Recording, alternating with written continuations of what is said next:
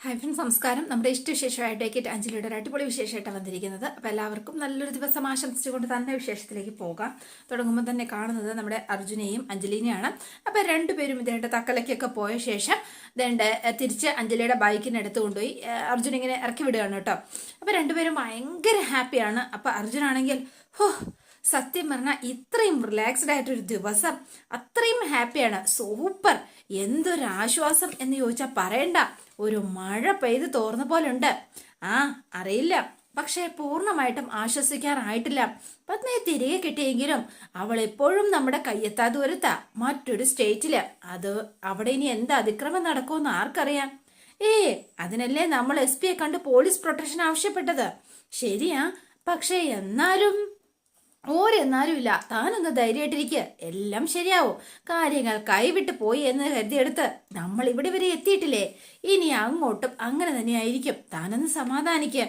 എന്തോ അറിയില്ല, എന്തോ മനസ്സിൽ എന്തോ അത് സംഭവിക്കുന്നത് പോലെ ഒരു തോന്നലിങ്ങനെ വരിക എന്ന് പറഞ്ഞു. എന്തു പറ്റി? എന്താ പെട്ടെന്ന് ഒരു നെഗറ്റീവ് തോട്ട്? അതൊന്നും അറിയില്ല, പക്ഷെ എന്തോ മനസ്സിലൊരു വല്ലാത്തത് തോന്നൽ. പോരാത്തിന് ഇങ്ങോട്ടേക്ക് വരുന്ന വഴി ഇടയ്ക്ക് വലങ്കണ്ണ് തുടിക്കുകയും ചെയ്തു. എന്ന് വെച്ചാ അങ്ങനെ കണ്ണു തുടിച്ചാ ഇപ്പൊ എന്താ പ്രശ്നം? അല്ല, പെൺകുട്ടികൾക്ക് വലങ്കണ്ണ് തുടിച്ചാ ദോഷഫലം വരുമെന്നൊക്കെയാ പണ്ടുള്ളവര് പറയുന്നത്. ആണോ? അപ്പൊ ആണുങ്ങൾക്കോ എന്നിങ്ങനെ ചോദിച്ചു. രാജീവ്, ഒന്ന് ചുമ്മാ തമാശ പറയാതെ. രാജീവിന് വിശ്വാസം ഉണ്ടെങ്കിലും ഇല്ലെങ്കിലും എനിക്ക് പഴമക്കാരുടെ ആ ഒരു പറച്ചിലൊക്കെ വിശ്വാസാ. അതിനിപ്പോ ഞാനും താനും പഴമക്കാരല്ലല്ലോ, നമ്മളെ ന്യൂജനല്ലേ. തന്നെ പിള്ളേര്. അതെ, നമ്മളെ രണ്ടുപേരും ഇപ്പൊ കെട്ടിയോനും കെട്ടിയോളുവാ, മറക്കണ്ടത്. അത് ശരിയാണല്ലോ. അപ്പൊ ചെക്കനും പെണ്ണും എന്ന് മാറ്റി Mrs and Mr Rajeev Anjali, rating മതി അല്ലേ? എന്താ, സെറ്റ് അല്ലേ? അതിന്റെ ആഘോഷത്തിന് നമുക്ക് 2 സെൽഫി ഒക്കെ എടുക്കാം എന്ന് പറഞ്ഞ് ഇവർ രണ്ടുപേരുടെ ചേർന്ന് നിന്ന് കുറെ സെൽഫീസ് ഒക്കെ എടുത്തു. അപ്പോഴാണ് നമ്മുടെ അമ്പാടിയുടെ കോള് വരുന്നത്. അമ്പാടി വിളിക്കുന്നു. ഞാൻ സ്പീക്കറിലിടാവേ എന്ന് പറഞ്ഞ് ഇവർ സ്പീക്കറിലിട്ട് സംസാരിക്കുകയാണ്. ഹലോ, നീ ഇതെവിടെയാടാ എന്ന് ചോദിച്ചു. ഞാൻ എത്ര നേരമായിട്ട് നിന്നെ വിളിക്കാം. അത് മാത്രമല്ല, ഇടയ്ക്ക് തമിഴിലാണല്ലോ നിന്നോട് മെസ്സേജ് കേട്ടത്. നീ അതിനിടയ്ക്ക് ചെന്നൈയിൽ രജനികാന്തിനെ വല്ല കാണാൻ പോയോ? പോയത് തക്കല പോലീസ് സ്റ്റേഷൻ സൂപ്രണ്ടിന്റെ ഓഫീസിലാ. അവിടെ ശരിക്കും അവിടെ രജനികാന്ത് അല്ല, പളനിസ്വാമിയാ ഓഫീസർ. ഓഫീസിലോ? എന്തിന്? അതിന്റെ കാര്യം എന്താ എന്നിങ്ങനെ ചോദിക്കാണ്. അത് പിന്നെ വേറെന്തിനാടാ, നിന്റെ പെണ്ണിന്റെ ജീവനും സ്വത്തും സംരക്ഷിക്കാൻ 2 പാറാവുകാരെ വിടണമെന്ന് പറയാൻ. അതെ, ഞങ്ങള് അവിടെ പോയി ഞങ്ങൾ അവളെ നേരിട്ട് കണ്ടിടാ എന്ന് പറഞ്ഞു. നേരിട്ട് കണ്ടോ? എവിടെ വെച്ച്? എങ്ങനെയുണ്ട്? അവക്കിപ്പോ എങ്ങനെയുണ്ട്? കുഴപ്പമൊന്നുമില്ലല്ലോ. എവിടെയാടാ അവള്? എന്നെ കാണണമെന്ന് വല്ലതും പറഞ്ഞോ? പറ എടാ, അവക്കിപ്പോ എവിടെയാ ഉള്ളത്? ഒന്ന് പറയടാ. ഹലോ ഹലോ ഹലോ, ഒരുന്ന് ശ്വാസം വിടണ്ട സാർ എന്ന് പറഞ്ഞ അഞ്ജലി ഫോൺ വാങ്ങി. സാറിന്റെ പെണ്ണൊരു അവിടെ ശരിക്കും ഒരു മഠത്തില് അവിടെ ഒരു അമ്മമാർക്കൊപ്പം ഉണ്ടും ഉറങ്ങിയും സുഖായി കഴിയുന്നു. അതിനകത്ത് കയറി അവളെ ഒരുത്തനും ഒന്നും ചെയ്യില്ല. അതുപോരെ? അത് മതി. അഞ്ജലി പറഞ്ഞാൽ ഞാൻ വിശ്വസിക്കാം. എനിക്ക് അവന് അത്രയ്ക്ക് അങ്ങ് വിശ്വാസം പോരാ. അതുകൊണ്ടാ. എടാ മഹാഭാവി അമ്പാടി, കുറുക്കം മൂലം ജംഗ്ഷനില് തേരാപ്പാരം നടന്ന നിന്നെ പിടിച്ച് നെറ്റ്വിഷ്യ സൊല്യൂഷൻസിന്റെ CEO അമ്പാടിയാക്കിയ എന്നെ തന്നെ നീ ഇങ്ങനെ പറയണം വീടാളിയാ. ഞാൻ വെറുതെ തമാശ പറഞ്ഞതല്ലേടാ. ശരി. അല്ല എടാ, പിന്നെ നീ ഒന്ന് വാൽപ്പാറയിലേക്ക് വാടാ. എനിക്ക് ഇവിടെ ഇരുന്ന് മടുത്തു. നമുക്ക് ഒന്ന് കാണണം, കുറച്ച് സംസാരിക്കാനുണ്ട്. ശരി, ഞാനെത്താം. എന്താണല്ലോ ഞാൻ വന്നേക്കാം. നീ എന്താ ഫോൺ വെച്ചോ എന്ന് പറഞ്ഞു കേട്ടോ. അപ്പൊ ഫോൺ വിളിച്ചു. അമ്പാടിക്കാണെങ്കിൽ ഭയങ്കര സന്തോഷം. അപ്പൊ ശരി, എന്നാ ഞാനും ഇനി അങ്ങോട്ടേക്ക് പോവാ എന്ന് പറഞ്ഞു അഞ്ജലി. അപ്പൊ യാത്ര പറഞ്ഞു. അഞ്ജലി, സ്കൂട്ടറിന്റെ താക്കോലൊക്കെ കയ്യിലുണ്ടല്ലോ അല്ലേ? ഉണ്ട് എന്ന് പറഞ്ഞു. അല്ല, പെട്രോളോ? പോയിട്ട് തിരികെ വരാൻ വയ്യ, അതുകൊണ്ടാ സാർ ചോദിച്ചത് എന്ന് പറഞ്ഞു. പോയോ എന്നാ, ചുമ്മാ കളിയാക്കാതെ എന്ന് പറഞ്ഞ് അഞ്ജലി സ്കൂട്ടർ എടുത്ത് പോകാൻ തുടങ്ങിയിട്ട് വീണ്ടും ഒന്ന് തിരിഞ്ഞു നിന്നു. എന്നിട്ട് പറയാണ്, അതെ, ഒരു കാര്യം പറയട്ടെ. പത്മയെ കണ്ടെത്തുന്നതിന്റെ അടുത്ത ദിവസം രാജീവിന്റെ വീട്ടുകാർ എന്റെ വീട്ടിൽ വരും എന്നൊരു വാക്കുണ്ടായിരുന്നു. ഓർമ്മയുണ്ടല്ലോ? ഓർമ്മയുണ്ട്. താൻ ചെല്ല്. അല്ല, എല്ലാം നടക്കേണ്ടതുപോലെ തന്നെ നടക്കും. അതല്ല, നല്ലതേ നടക്കാവൂ. അപ്പൊ ശരി, ബായ് എന്ന് പറഞ്ഞ് അഞ്ജലി അങ്ങോട്ടേക്ക് പോവാണ്. അപ്പോൾ അതേണ്ട അഞ്ജലി പോക്ക് കണ്ടിട്ട് രാജീവിന്റെ മനസ്സിൽ ഒരു എരിപിരി സഞ്ചാരം എന്ന് പറയാം. അത്രയ്ക്ക് വലിയ ഒരു ടെൻഷനാണ് കേട്ടോ വന്നിട്ട്. ഷോ, എൻ്റെ ദൈവമേ, ഈശ്വര, ഞാനിനി എന്ത് ചെയ്യും? ഞാനിനി അങ്ങനെ അഡ്വക്കേറ്റ് രാഘവനുണ്ണിയും കൂട്ടിക്കൊണ്ട് അഞ്ജലിയുടെ വീട്ടിലേക്ക് ചെല്ലും. കൊലപാതകം നടക്കൂലോ എൻ്റെ ഈശ്വര എന്നിങ്ങനെ ഓർത്ത് രാജീവ് ടെൻഷൻ അടിച്ച് നിൽക്കുകയാണ്. പണ്ടാരടങ്ങി, ഇനി എന്ത് ചെയ്യും? വാക്കും കൊടുത്തു. പിന്നെ കാണുന്നത് നമ്മുടെ ഹരീന്ദ്രനെയാണ്. അപ്പോൾ ഹരീന്ദ്രൻ വേഗം തന്നെ ഏതാണ്ട് കോടതിയിൽ നിന്ന് ഇങ്ങനെ ഇറങ്ങി വരുവാണ്. അപ്പോൾ കൂടെ ജൂനിയേഴ്സൊക്കെ ഉണ്ട് കേട്ടോ.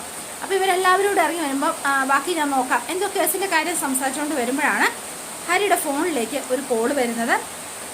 അല്ല, നേരത്തെ വന്നിരുന്നു. അത് നോക്കിയിട്ട് നേരെ ഹരി തിരിച്ച് വിളിക്കുകയാണ്. അതായത് നമ്മുടെ തരകനെയാണ് വിളിക്കുന്നത് കേട്ടോ. അപ്പോൾ തരകൻ്റെ ഫോണിലേക്ക് വിളിച്ചു. ഹലോ ഹലോ സർ എന്ന് പറഞ്ഞു കേട്ടോ. ഹലോ തരകൻ, തരകൻ എന്നെ വിളിച്ചിരുന്നു അല്ലേ? ഞാനൊരു മീറ്റിങ്ങിലായിരുന്നു, ഇപ്പം കഴിഞ്ഞതേ ഉള്ളൂ. ഹലോ സാറേ, സാറിനെ മാത്രമല്ല, ഞാൻ രാഘവനുണ്ണി സാറിനെയും പല തവണ വിളിച്ചിരുന്നു. അദ്ദേഹത്തിനെയും ലൈനിൽ കിട്ടിയില്ല. സാറ് വീട്ടിലാ. താൻ എന്നാച്ച കാര്യം പറഞ്ഞോ? അത് പിന്നെ സാർ, ഒരു പ്രശ്നമുണ്ട് എന്ന് പറഞ്ഞു. എന്ത് പ്രശ്നം? രാഘവനുണ്ണി സാറിനെ ഒന്ന് അർജന്റായിട്ട് ലൈനിൽ കിട്ടണമായിരുന്നു.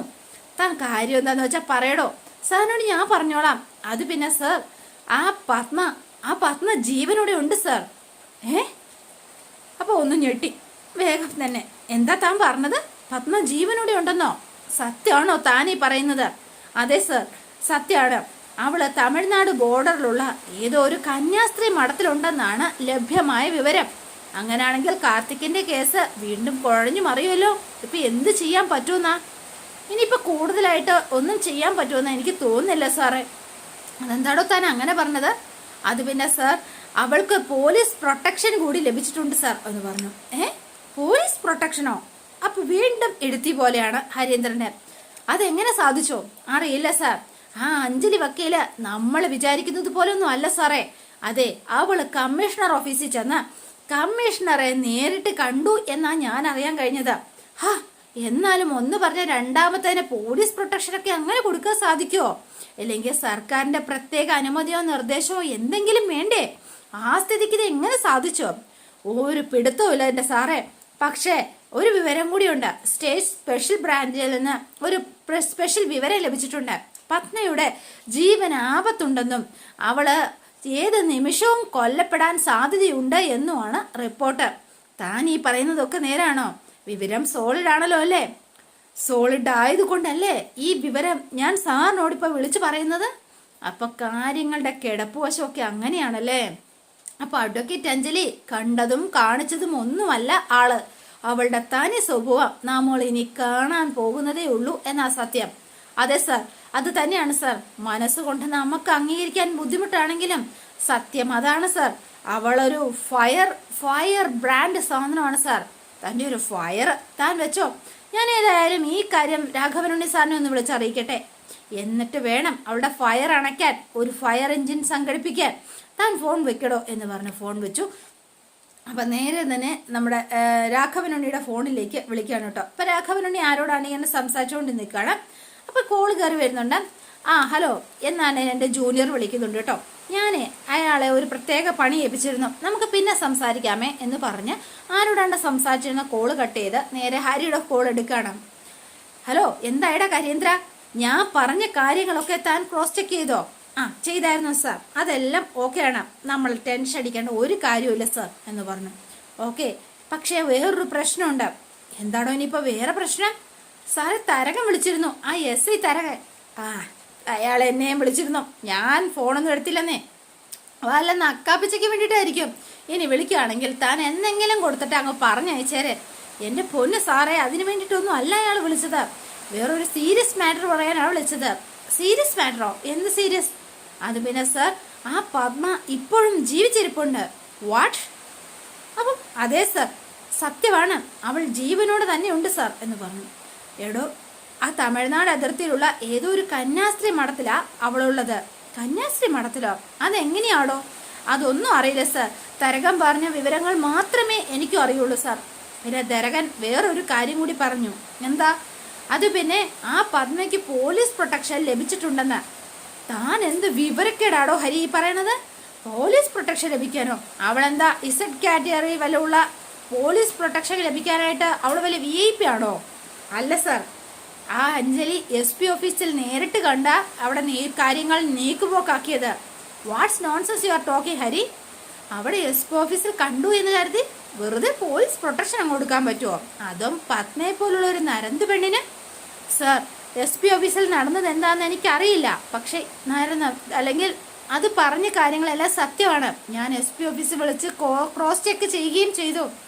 അതെങ്ങനെയാണ് നോർമൽ സിറ്റിസന് ഒരു പ്രൊട്ടക്ഷൻ ലഭിക്കണമെങ്കിൽ, അല്ലെങ്കിൽ അത് ശരിക്കും പറഞ്ഞാൽ ഒരു സ്പെഷ്യലായിട്ടൊരു അന്വേഷണം അല്ലെങ്കിൽ കോടതിയിൽ നിന്ന് ഉത്തരവ് വരണം, അതല്ലെങ്കിൽ ഹൈക്കോർട്ടിൽ നിന്ന് സ്പെഷ്യലായിട്ട് ഓർഡർ ഉണ്ടാവണം. ഇതൊന്നുമില്ലാതെ അതെങ്ങനെ സാധിക്കും പത്മയ്ക്ക് പോലീസ് പ്രൊട്ടക്ഷൻ ലഭിക്കുന്നത്? സാറേ, തരകൻ മറ്റൊരു കാര്യം പറഞ്ഞു. എന്ത്? പത്മ ഏത് സമയം കൊല്ലപ്പെടാമെന്ന് സ്റ്റേറ്റ് സ്പെഷ്യൽ ബ്രാഞ്ചിന്റെ ഒരു റിപ്പോർട്ടുണ്ട് എന്ന്. ഒരു പക്ഷേ അതിന്റെ അടിസ്ഥാനത്തിൽ വല്ലതും ചിലപ്പോ ആ ഒരു വകുപ്പിൽ തന്നെ ആയിരിക്കാം എന്ന് പറഞ്ഞു. എന്നാലും എൻ്റെ ഹരി, ഇവിടെയോ എന്തൊക്കെയോ ഒരു ലിങ്കുകൾ മിക്സിംഗ് ആണ് സർ. ഈ പത്മ ജീവനോട് തിരിച്ചു വരുന്നത് കാർത്തിക് കേസിൽ നമുക്കൊരു തിരിച്ചടിയാവില്ലേ? ആ, ശരിയാണ്. ഇരുതല മൂർച്ചയുള്ളൊരു വാളാണ്. സൂക്ഷിച്ച് കൈകാര്യം ചെയ്യണം അവളെ. അല്ലെങ്കിൽ താനിപ്പോ വെക്കി തൽക്കാലം എന്തു ചെയ്യണമെന്ന് ഞാനൊന്ന് ആലോചിക്കട്ടെ സർ എന്ന് പറഞ്ഞു ഫോൺ വെച്ചു. എന്നിട്ട് അടുത്ത് ഇനി എന്ത് ചെയ്യും എന്നാണ്. അപ്പോൾ ദേ കുറുപ്പിൻ്റെ ഫോണിലേക്ക് വിളിക്കാനാണ്. അപ്പോൾ അതേ കുറുപ്പ് ഗുളിയൊക്കെ കഴിക്കാൻ സേതുവിനോട് വെള്ളം ഇങ്ങെടുക്കുക എന്ന് പറഞ്ഞു. അപ്പോഴാണ് നമ്മുടെ കുറുപ്പിൻ്റെ ഫോണിലേക്ക് രാഘവനെ വിളിക്കുന്നത്. രാഘവനാണല്ലോ, ഇനിയിപ്പോൾ പുതിയ വല്ല പ്രശ്നം പറയാനായിരിക്കുമോ എന്ന ടെൻഷൻ അടിച്ചാണ് വേഗം എടുത്തത്. ഹലോ, എന്താ രാഘവ വിളിച്ചത് എന്ന് പറഞ്ഞു. നമുക്ക് ആശ്വസിക്കാനും ആശങ്കപ്പെടാനും വകുപ്പുള്ള ഒരു സംഗതി വീണ് കിട്ടിയിട്ടുണ്ട്. അപ്പം അതെന്താടോ പുതിയൊരു വള്ളിക്കെട്ട് എന്ന് ചോദിച്ചു. ആ, താൻ സസ്പെൻസ് ഇടാതെ കാര്യം എന്താന്ന് വെച്ചാൽ പറ രാഘവ. അത് പിന്നെ എടോ കുറുപ്പേ, ആ പത്മ ജീവിച്ചിരിപ്പുണ്ട് എന്ന് പറഞ്ഞു. അപ്പൊ കയ്യിലിരുന്ന ഗ്ലാസും വെള്ളവും എല്ലാം കൂടെ താഴെ ഇട്ടു. എടോ താൻ പറയുന്നത്? ആ, പിന്നെ അവള് ഒരു തമിഴ്നാട്ടിലുള്ള ഒരു കന്യാസ്ത്രീ മഠത്തിലുണ്ടെന്നാ ലേറ്റസ്റ്റ് വിവരം. എൻ്റെ ഈശ്വര, തന്നോട് ആരാ പറഞ്ഞത്? അത് പിന്നെ ആ തരകനാ വിളിച്ച് വിവരങ്ങളൊക്കെ പറഞ്ഞത് എന്ന് പറഞ്ഞു. കേരള പോലീസിന്റെ ഒഫീഷ്യൽ സൈറ്റിലും അല്ലെങ്കിൽ അവരും വിവരം അറിഞ്ഞിട്ടുണ്ട്. ഇതിലിപ്പോ ആശ്വസിക്കാൻ എന്തിരിക്കുന്നു? എനിക്ക് മനസ്സിലാവുന്നില്ല. എടോ, പത്മയെ നമ്മളായിട്ട് കൊന്നില്ലെങ്കിലും കൊല്ലാൻ ആള് വിട്ടത് താനും തൻ്റെ മകനും കൂടിയല്ലേ. ആ സ്ഥിതിക്ക് അപ്പൊ പിന്നെ ഏത് സാഹചര്യത്തിൽ പത്മ മരിച്ചുവെങ്കിലും അത് കറങ്ങി തിരിച്ച് തൻ്റെ അടുത്ത് തന്നെ അത് വന്നിരിക്കും. ഇതിപ്പോ അവള് ചത്തിട്ടില്ല എന്ന് ഉറപ്പായതോടെ ആ വിഷമം താൻ മാറിക്കേട്ടിട്ടില്ലേ? അതാണ് ഞാൻ ആശ്വസിക്കാൻ വകുപ്പുണ്ടെന്ന് പറഞ്ഞത്. അപ്പൊ പിന്നെ ആശങ്കയോ എന്ന് പറഞ്ഞു. അതിപ്പോ ഞാൻ പ്രത്യേകം പറയേണ്ട കാര്യം വല്ലതും ഉണ്ടോടോ? അത് കാർത്തിക്കിനെതിരായ കേസിൽ അതെ അഞ്ജലി ഒന്നുകൂടി പിടിമുറുക്കും എന്നാണ് ഉദ്ദേശിച്ചത്. ബാധിക്കപ്പെട്ട പെണ്ണ് തന്നെയല്ലേ ഒന്നാം സാക്ഷി. അതുകൊണ്ട് നമ്മൾ ഒന്നുകൂടി കരുതിയിരിക്കേണ്ടിയിരിക്കുന്നു, അത്ര തന്നെ.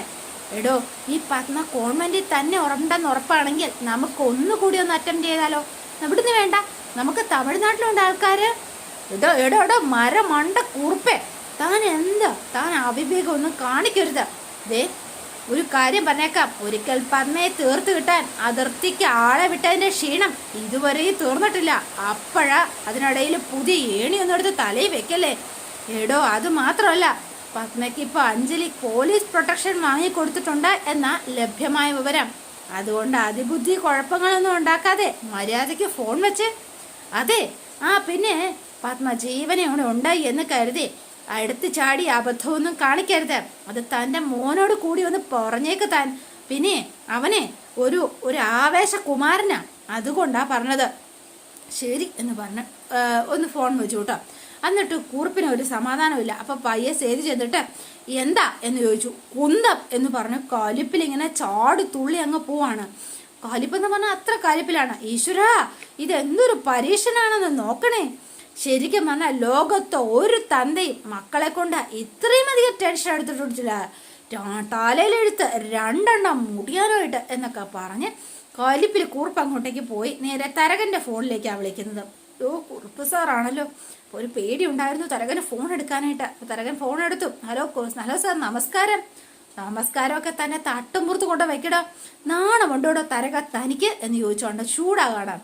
പത്മയെ ഇപ്പൊ നേദിച്ചോണ്ട് വരാമെന്ന് പറഞ്ഞു പോയിട്ട് എന്തായടോ? അത് പിന്നെ സാർ എന്തോന്ന്, പിന്നെ അവളിപ്പോ എത്തേണ്ടത് തന്നെ എത്തി. പോരാത്തതിന് ഇപ്പൊ തലതെറിച്ച അഞ്ജലി ഇപ്പൊ പോലീസ് പ്രൊട്ടക്ഷൻ കൂടി കിട്ടി. തനിക്ക് തൃപ്തി ആയാലോ? അല്ലടോ? സോറി സാർ, അത് പിന്നെ അതൊന്നും നമ്മുടെ കൺട്രോളിലല്ല സാർ. എൻ്റെ കൺട്രോളിലല്ല. തേങ്ങാ കൊലയാണ്. എടോ, ഇടപെടൽ വാങ്ങിച്ച് നക്കിയ കാശിന് പോലും ഉപകാരമില്ലാത്ത തന്നെയൊക്കെ എന്തിന് കൊള്ളാവടോ തരക. പോലീസാണെന്ന് പറഞ്ഞ് കാക്കിയും വിട്ടോണ്ട് നടക്കുന്നു. യൂസ്ലെസ്. സാർ, സാർ അങ്ങനെയൊന്നും പറയില്ല സാർ. സാർ ഈ ഒരു വിഷയത്തിൽ മാത്രമല്ല പല കാര്യങ്ങളിലും ഞാൻ സാറിന് ഔട്ട് ഓഫ് ദി കോർട്ട് സെറ്റിൽ ചെയ്തിട്ടുണ്ട്. അതിനൊക്കെ സാറിന് എനിക്ക് അത്യാവശ്യം കാശ് തന്നിട്ടുണ്ടെന്ന് സത്യം തന്നെയാ. പക്ഷെ അതുകൊണ്ട് തന്നെയാ 2 പ്രാവശ്യം നാണം കെട്ട് മടങ്ങിയിട്ടും വീണ്ടും ഞാൻ പത്മയെ തപ്പി അഞ്ജലിയുടെ മടയിലേക്ക് തന്നെ ചെന്ന് കയറിയത്. എന്നിട്ട് സത്യം പറഞ്ഞ നാട്ടുകാരുടെയും ആ അഞ്ജലി വക്കീലിനെയും മുന്നിൽ നാണം കെട്ട് തൊലി ഉരിഞ്ഞിട്ടാണ് സാർ ഞാൻ അവിടെ നിന്ന് ഇങ്ങോട്ട് മടങ്ങിയത്. സാർ നാണം കെട്ടിയെന്ന് കരുതി എനിക്ക് പ്രത്യേകിച്ച് പ്രയോജനമൊന്നും ഉണ്ടായില്ലല്ലോ. സാറേ, സാർ അങ്ങനൊന്നും പറയരുത്. ഞാൻ എൻ്റെ കഴിവിൻ്റെ പരമാവധി കോപ്പാണ്. ഒന്ന് വെച്ചിട്ട് പോടോ. അയാളുടെ പുളിച്ച വർത്തമാനവും പൂങ്കണ്ണീരും. ദേ തന്നെ എന്റെ കൺമുന്നിൽ കണ്ടുപോരുത്, പറഞ്ഞേക്കാം എന്ന് പറഞ്ഞ് ഫോൺ വെച്ചു. അപ്പൊ ഇത് കേട്ടിട്ട് തരകൻ വയറ് നിറച്ച്, ഇയാൾ എന്ത് പറയുന്നത്? ഞാൻ എന്ത് തെറ്റ് ചെയ്തിട്ട് അയാൾ എന്നെ ഇങ്ങനെ ഷൗട്ട് ചെയ്യുന്നത്? അപ്പൊ തരകൻ വേഗം തന്നെ നമ്മുടെ എന്താ പറയാ രാഘവനുണ്ണിയുടെ ഫോണിലേക്ക് വിളിക്കുകയാണ്. ഇയാളാണല്ലോ, പിന്നെ ഇനി എന്താണാവോ? എന്താടോ തരക, എന്താ കാര്യങ്ങളൊക്കെ അറിഞ്ഞിരുന്നല്ലോ അല്ലേ? ആ, ഹരിയൊക്കെ പറഞ്ഞിരുന്നു എന്ന് പറഞ്ഞു. ആട്ടെ, ഇനി പുതിയ എന്തെങ്കിലും അപ്ഡേറ്റ് ഉണ്ടോ? ഇല്ല സാർ, പ്രത്യേകിച്ച് അപ്ഡേഷനൊന്നും ഉണ്ടായിട്ടില്ല സാർ. പിന്നെ പറയത്തക്കൊന്നുമില്ല. പിന്നെ 2 പേര് അവിടെ പ്രൊട്ടക്ഷന് വേണ്ടിയിട്ട് പുറപ്പെട്ടിട്ടുണ്ട് എന്ന് പറഞ്ഞു. ആണോ? തമ്പുരാട്ടിക്കുട്ടിയുടെ പ്രൊട്ടക്ഷൻ ആയിട്ടായിരിക്കും അല്ലേടോ? അതെ സാർ. ഹോ, നിങ്ങളുടെ പോലീസുകാരുടെ ഒരു ഗതികേട് നോക്കണേ, അല്ലാതെ എന്തു പറയാനാ? അതെ, ആഫ്റ്റർ ഓൾ ഒരു വീട്ടുവേലക്കാരിക്ക് പാറാവ് നിൽക്കാനാണ് യോഗമെങ്കിൽ അതാർക്കും ഇപ്പൊ തടുക്കാനാവില്ലല്ലോ. അല്ല സാർ, ഞാനൊന്ന് ആലോചിച്ചപ്പോ അതിലൊരു സാധ്യത ഞാൻ കാണുന്നുണ്ട് സാർ. എന്ത് സാധ്യത? ആ തക്കലയിലേക്ക് പോയിരിക്കുന്ന ആ 2 പോലീസുകാരിൽ ഒരാൾ നമുക്ക് വേണ്ടപ്പെട്ട ആളാണ് സാർ. സാർ എന്തെങ്കിലും പറയുകയാണെങ്കിൽ ഇല്ലല്ലോ, വേണ്ട വേണ്ട വേണ്ട, no no no no no, അത് വേണ്ട എന്ന് പറഞ്ഞു. ദേ, അല്ലെങ്കിൽ തന്നെ ഇവിടെ കേസ് ആകെ കുഴഞ്ഞു മറിഞ്ഞു കിടക്കുക. അതിന്റെ കൂടെ ഇനി താനായിട്ട് ഇനി ഒരു പ്രശ്നമായിട്ട് ഉണ്ടാക്കണ്ട. ശരി സാർ എന്ന് പറഞ്ഞു. അപ്പോഴേക്കും ദേ ഹരിയും അങ്ങോട്ടേക്ക് എത്തുകയാണ് കേട്ടോ, രാഘവനുണ്ണിയുടെ അടുത്തേക്ക്. ഹരി അങ്ങോട്ടേക്ക് കയറി വരുന്നുണ്ട്. ഇവർ സംസാരിച്ചുകൊണ്ടിരിക്കുകയാണ്. പിന്നെ സാർ, ഞാൻ ഒരു കാര്യം പറഞ്ഞു. അതെ, ഞാൻ ഇപ്പം എന്നെ കുറുപ്പ് സാറ് വിളിച്ചിരുന്നു. പിന്നെ ഞാൻ പത്മയെ പിടിയോടാൻ പോയിട്ട് ഒന്നും ചെയ്തില്ല എന്നും അത് പറ്റില്ല എന്ന് പറഞ്ഞ കുടുപ്പ് സാർ ആകെ കൈയളകി നിൽക്കാം. ഇനി മേൽ എന്നെ വിളിക്കരുതെന്നൊക്കെ പറഞ്ഞ് സാർ എന്നെ ഫോണിൽ വിളിച്ച് കുറേ ചീത്തയും പറഞ്ഞു സാർ എന്ന് പറഞ്ഞു. സാറിന് അറിയാലോ, ഞാൻ നിയമപരമായിട്ടും എന്തൊക്കെ പറഞ്ഞിട്ടും ഞാൻ കേൾക്കാൻ കൂട്ടാക്കുന്നില്ല സാറ്. പിന്നെ വക്കീലിന് സാറിന് കാര്യങ്ങളൊക്കെ അറിയാമല്ലോ സാറേ. അതെ, ശരിക്കും പറഞ്ഞാൽ ഞാൻ നിങ്ങൾക്ക് വേണ്ടിയിട്ട് ചെയ്തതൊക്കെ വഴിവിട്ട കാര്യങ്ങളും നിയമവിരുദ്ധമായ സംഗതികളുമാണ്. അറിയാടോ? അതൊക്കെ എനിക്ക് അറിയാടോ. പിന്നെ സാറ് തന്നെ എൻ്റെ കാര്യം സൗകര്യം പോലെ കുറുപ്പ് സാറിനോടൊന്ന് പറഞ്ഞ് ഒന്ന് കാലിപ്പൊന്ന് മാറ്റി തരണം പ്ലീസ് സാർ. ഇതൊരു റിക്വസ്റ്റാണ്. കുറുപ്പ് പറഞ്ഞൊന്നും താൻ കാര്യമാക്കണ്ടടോ. അയാൾ അന്നേരത്തെ ദേഷ്യത്തിന് വായി തോന്നിയതൊക്കെ വിളിച്ചു പറഞ്ഞതേ ആയിരിക്കും. താൻ അത് വിട്ടുകളാം എന്ന് പറഞ്ഞു. ഞാൻ എന്താണല്ലോ കുറുപ്പിനെ സംസാരിച്ചോളാം. എന്നാ ശരി, താൻ വിളിക്ക്. പിന്നെ എന്തെങ്കിലും വിവരം ഉണ്ടെങ്കിൽ താൻ എന്നെ അറിയിക്കണം എന്ന് കൂടി പറഞ്ഞു. അപ്പോൾ തന്നെ എന്നെ വിളിച്ചിട്ട് കിട്ടിയില്ലെങ്കിൽ ഹരി വിളിച്ചാൽ മതി എന്ന് പറഞ്ഞാണ് ഫോൺ വെക്കുന്നത്. അപ്പോൾ ഹരി വന്നു. എന്താ വിവരങ്ങൾ? പത്മയ്ക്ക് പോലീസ് പ്രൊട്ടക്ഷൻ കിട്ടിയ സാഹചര്യം ഞാൻ അന്വേഷിച്ചു സാർ. എന്നിട്ട് നമ്മൾ സംശയിച്ചത് തന്നെയാണ് സാർ. കാരണം ഇന്റലിജൻസ് റിപ്പോർട്ട് പത്മയ്ക്ക് അനുകൂലമായിരുന്നു. മാത്രമല്ല ആ കമ്മീഷണർ പൊതുവെ ഒരു സ്ത്രീ പക്ഷപാതിയാണ്. പോരാത്തതിന് റവന്യൂ മിനിസ്റ്ററുടെ ബന്ധു കൂടിയാണ്.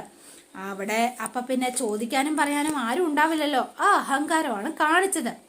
എന്തെങ്കിലും ആയിക്കോട്ടെ, അവള് പോലീസോ പട്ടാളോ ആര് വേണമെങ്കിലും സംരക്ഷിച്ചോട്ടെ, പക്ഷെ കോടതിയിൽ വരുമ്പോൾ നിയമമല്ലേ സംരക്ഷിക്കാനുള്ളൂ എന്നിങ്ങനെ ചോദിക്കാണ്. അപ്പോൾ പക്ഷെ സർ, പത്മയുടെ ഈ പെട്ടെന്നുള്ള തിരോധാനവും അതിർത്തി വെച്ചുള്ള സംഭവ വികാസങ്ങളും ഒക്കെ കേസിന് അഞ്ജലിക്ക് ഒരു അഡ്വാൻറ്റേജ് നൽകില്ലേ എന്നെനിക്കൊരു സംശയം. അങ്ങനെ വരുമ്പോൾ നമ്മുടെ ഈ കേസിന്റെ ഭാവി എന്തു ഭാവി എന്നിങ്ങനെ ചോദിക്കുകയാണ്. അപ്പം എന്നിട്ട് രാഘവൻ ചിരിച്ചുകൊണ്ട് ഇങ്ങനെ എഴുന്നേൽക്കണം കേട്ടോ. എടോ, ഭാവിയെക്കുറിച്ചും ഭൂതത്തെക്കുറിച്ചും താൻ ഓർത്ത് ചിന്തിക്കേണ്ട. മൈ അൾട്ടിമേറ്റ് എയിം ഈസ് അന്തിമ വിജയം. അത് മാത്രമാണ്. അത് ഞാൻ അനുകൂലമാക്കി എടുത്തിരിക്കും, ഒരു സംശയം വേണ്ട. ഇനി കോടതിയിൽ ഈ കേസ് വിളിക്കുന്ന ദിവസം താൻ നോക്കിക്കോ. പഴയ വെല്ലുവിളി പ്രകാരം ഈ രാഘവനുണ്ണി അവളുടെ കറുത്ത കോട്ട് ഊരി വാങ്ങും എന്നുള്ള കാര്യം ഉറപ്പാണ്, സംശയം വേണ്ട. എന്നിട്ട് വേണം ആ ഗൗൺ കൊണ്ടുപോയി ആ തന്ത ശിവരാമകൃഷ്ണന്റെ മുന്നിലിട്ട് എനിക്ക് കത്തിച്ച് കളയാൻ, കത്തിക്ക് ഞാൻ തീർച്ചയാ എന്നൊക്കെ പറഞ്ഞു ഭയങ്കര സന്തോഷത്തിൽ. എന്താ കോൺഫിഡൻസ്. അപ്പം പിന്നെ കാണുന്നത് നമ്മുടെ അഞ്ജലിയുടെ വീട്ടിലാണ്. അപ്പോൾ അതേ ശ്യാമളയും എല്ലാവരും അവിടെ ഇരിപ്പുണ്ട്. ഈ സമയത്ത് അഞ്ജലി നേരെ വീട്ടിലേക്ക് എത്തിയിരിക്കുകയാണ് കേട്ടോ. അപ്പം അഞ്ജലി വണ്ടി കൊണ്ടുപോയി നിർത്തി. അപ്പം ശ്യാമള കാലി പൂണ്ടാണ് ഇരിക്കുന്നത്. സത്യം അറിയണമല്ലോ, അഞ്ജലി വന്നതിൻ്റെ നേരെ തന്നെ ആള് വെടിയും പടയും എടുത്ത പോലെ നേരെ അങ്ങോട്ടേക്ക് ഇറങ്ങി ചെല്ലുകയാണ്. അഞ്ജലി നേരെ ശിവരാമനുണ്ട്, ആര്യയുണ്ട്, അതുപോലെ തന്നെ ഇന്ദിരയുണ്ട്. എല്ലാവരും നോക്കി നിൽക്കുകയാണ് ഇനി എന്താ പുകിലുണ്ടാകാൻ പോണത് എന്നോർത്ത്.